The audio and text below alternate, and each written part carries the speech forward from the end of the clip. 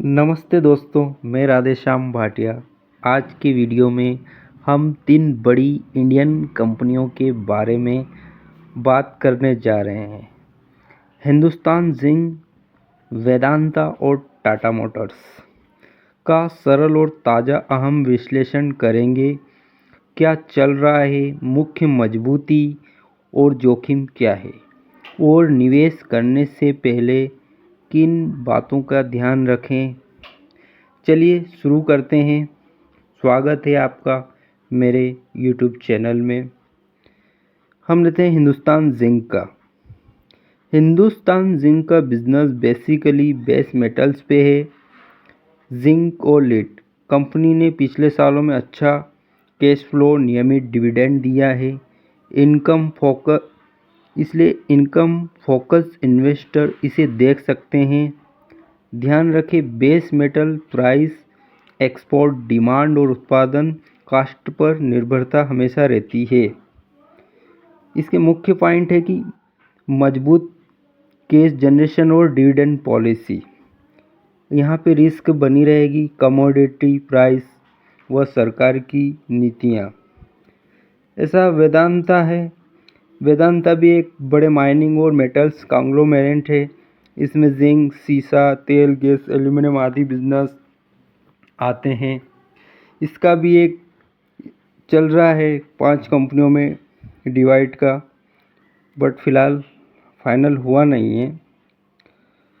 तो वेदांता की खासियत है कि एक डाइवर्सिफाइड मेटल एक्सपोजर, कभी कभी आकर्षक डिविडेंड यील्ड पर ध्यान रखें कि कंपनी फाइनेंशियल और प्रमोटर होल्डिंग संबंधी बातें समय समय पर बदलती रहती है।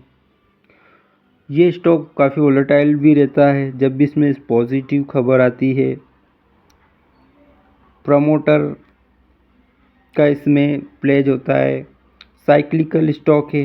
वैसे ही टाटा मोटर का आज का डीमर्जर हुआ है, जो स्टॉक दो भाग, अगर आपके पास किसी ने होल्ड कर रखा है एक स्टॉक, तो उसको अलग अलग टाटा मोटर्स पैसेंजर व्हीकल और टाटा मोटर्स कमर्शियल व्हीकल का स्टॉक मिलेगा। इस कारण से स्टॉक काफ़ी डाउन गया है।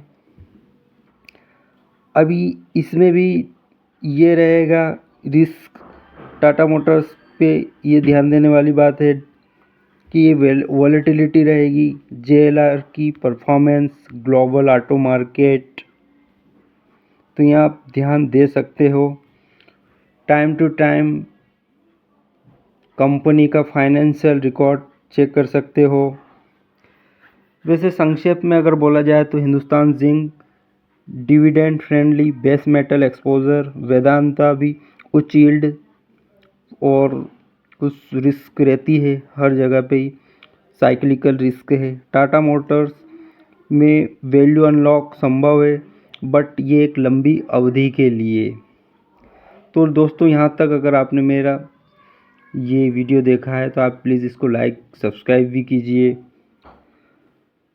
और आपको किस लेवल पे अच्छे अच्छे वीडियो चाहिए आप बताइए।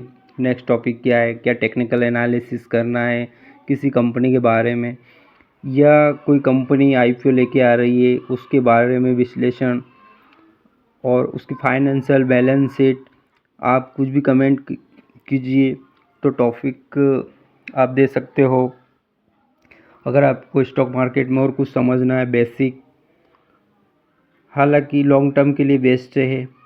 शॉर्ट टर्म इंट्राडे या स्विंग ट्रेडिंग के बारे में भी अगर आपको समझना है तो आप मेरे को ज़रूर कमेंट कीजिए, ताकि मैं भी एक नए टॉपिक पे डिस्कस कर सकूं। तो ये तीनों कंपनियों के बारे में है।